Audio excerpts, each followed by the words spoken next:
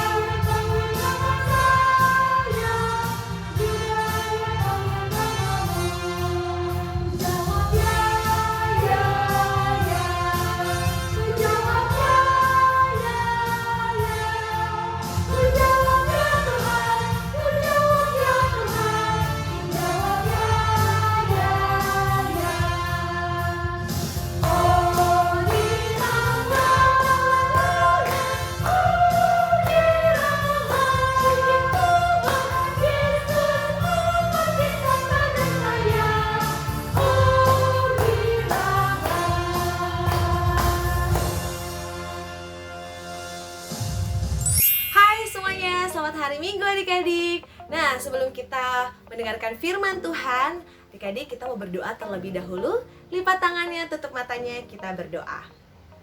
Terima kasih Tuhan untuk kebaikan-Mu di sepanjang hidup kami. Engkau sangat baik, Engkau masih memelihara kami. Tuhan, saat ini kami akan memulai memuji dan mendengarkan firman Tuhan. Kiranya Tuhan memimpin kami, biarlah ibadah hari ini mendatangkan sukacita bagi kami dan bagi keluarga kami. Terima kasih Tuhan Yesus, amin. Nah, adik-adik siapa yang masih ingat lagu 12 Murid Yesus? Pasti ingat dong. Nah, sekarang Kak Dio mau mengajak adik-adik semua bernyanyi bersama 12 Murid Yesus. Simon Petrus, Andreas, Yakobus, Yohanes, Filipus, Thomas, Yakobus anak Alfeus, Tadeus, Simon orang Zelot, Matius, Bartolomeus, Yudas Iskariot, 12 murid Yesus. Oke, adik-adik, tadi kita sudah bernyanyi 12 murid Yesus. Dan sekarang Kak Dio mau bercerita salah satu dari murid Yesus, yaitu Petrus. Oke, nah adik-adik boleh buka Alkitabnya di Lukas 22 ayat 54 sampai 62. Oke, kita sama-sama baca. Lalu Yesus ditangkap dan dibawa dari tempat itu. Ia digiring ke rumah imam besar dan Petrus mengikuti dari jauh. Di tengah-tengah halaman rumah itu, orang memasang api dan mereka duduk mengelilinginya. Petrus juga duduk di tengah-tengah mereka. Seorang hamba perempuan melihat dia duduk dekat api. Ia mengamati-amatinya lalu berkata, "Juga orang ini bersama-sama dengan dia." Tetapi Petrus menyangkal, katanya, "Bukan, aku tidak kenal dia." Tidak berapa lama kemudian, seorang lain melihat dia lalu berkata, "Engkau juga seorang dari mereka." Tetapi Petrus berkata, "Bukan, aku tidak." Dan kira-kira sejam kemudian, seorang lain berkata dengan tegas, "Sungguh, orang ini juga bersama-sama dengan dia, sebab ia juga orang Galilea." Tetapi Petrus berkata, "Bukan, aku tidak tahu apa yang engkau katakan." Seketika itu juga, sementara ia berkata, berkokoklah ayam, lalu berpalinglah Tuhan memandang Petrus. Maka teringatlah Petrus bahwa Tuhan telah berkata kepadanya, "Sebelum ayam berkokok pada hari ini, engkau telah 3 kali menyangkal aku." Lalu ia pergi keluar dan menangis dengan sedihnya. Oke, adik-adik, di Lukas 22 ayat 54 sampai 62, di sini dikatakan Petrus menyangkal Yesus sebanyak 3 kali. Nah, adik-adik mungkin penasaran bagaimana suasana Petrus menyangkal Yesus sebanyak 3 kali. Tadi ada videonya, jadi adik-adik boleh tonton berikut videonya.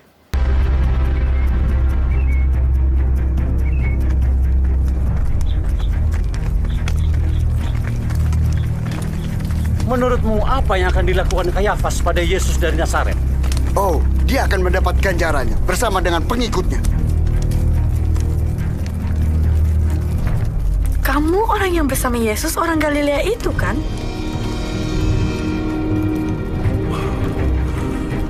Aku tidak tahu apa yang kamu bicarakan.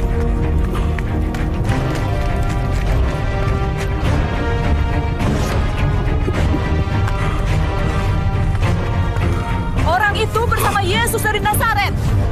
Sumpah, aku tidak kenal orang itu. Kau pasti salah satu dari mereka. Kami bisa tahu dari logat Galileamu. Terkutuklah jika aku berbohong. Aku tidak kenal orang itu. Sebelum ayam jantan berkokok besok pagi, kau akan menyangkal 3 kali bahwa kau tidak mengenalku.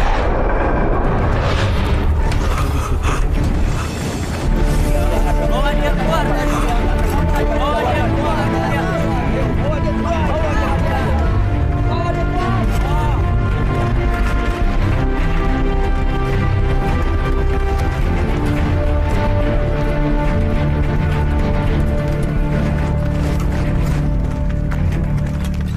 Tris, mereka bawa Yesus kemana? Katanya ke Praetorium. Seorang yang namanya Pontius Pilatus akan menghakimi dia sekarang. Siapa orang itu? Itu Petrus. Ada apa dengannya? Iya, mungkin kau tahu, sedih karena temannya Yesus ditangkap. Oke, bagaimana videonya? Sudah nonton semua ya? Jadi terlihat Petrus menyangkal Yesus sebanyak 3 kali. Ya, Petrus menyangkal Yesus sebanyak 3 kali. Adik-adik tahu gak sih sebenarnya apa arti dari menyangkal? Ada yang tahu? Betul sekali, ada yang tahu, ada yang belum tahu. Jadi arti dari menyangkal adalah tidak mengakui. Nah, kenapa ya Petrus tidak mengakui bahwa dia adalah salah satu murid Yesus? Karena Petrus takut. Kondisinya di situ Tuhan Yesus sudah ditangkap dan akan diadili di hadapan mahkamah agama. Wah, takut dong ya. Petrus akhirnya dia berbohong. Padahal sebenarnya adik-adik, Petrus gak mau berbohong ya, karena dia hampir tiap hari bersama Tuhan Yesus. Karena dia tahu dia bakal dapat hukuman kali ya, jadi dia akhirnya berbohong. Sama seperti kita adik-adik ya, kita sering merasa takut, jadi akhirnya kita memilih untuk berbohong ya. Kenapa sih sebenarnya apa yang membuat kita sering takut? Biasanya takut karena ya dapat hukuman, takut dimarahi, takut disuruh mama beresin rumah, beresin tempat tidur, bersih-bersih. Akhirnya karena merasa takut ya, adik-adik pura-pura apa? Pura-pura nggak dengar, pura-pura sakit, atau pura-pura ngantuk. Ada nggak ya di sini? Oh, nggak ada ya. Jadi kalau adik-adik merasa takut, akibatnya apa? Adik-adik sering berbohong. Awalnya sih bohong-bohong kecil, tapi karena lama-lama sering takut, kebanyakan bohongnya menjadi banyak, menjadi besar. Nah, melalui peristiwa penyangkalan Petrus yang tadi ya, kita harus belajar bahwa kita tidak perlu takut adik-adik. Kita lihat bahwa Yesus itu adalah juru selamat kita. Tenang aja, Tuhan Yesus bakal tolong kita. Adik-adik bisa melihat bahwa Tuhan Yesus itu setia ya. Dia setia sampai mati di kayu salib. Tuhan Yesus gak mau melarikan diri. Tuhan Yesus tahu gak sih sebenarnya apa yang akan Tuhan Yesus dapatkan? Tuhan Yesus bakal apa? Disiksa, iya. Disalibkan, iya. Tuhan Yesus tahu bahwa dia nanti akan mendapatkan hukuman. Tapi Tuhan Yesus tidak melarikan diri ya. Dia setia, dia mau mengikuti proses tersebut. Nah, adik-adik juga jangan malu mengakui identitas kita sebagai pengikut Kristus ya. Untuk kita Kristen, pengikut Kristus, jangan mau menyebarkan kebohongan, tapi sebarkanlah kebenaran. Kebenaran, kebaikan, adik-adik menebarkan kasih, karena itulah identitas kita. Ya, kalau contohnya adik-adik sudah mau belajar untuk setia bersama mengikuti Yesus. Mengikuti Yesus itu gampang sekali, ya, tidak sulit, adik-adik gampang mengikutinya.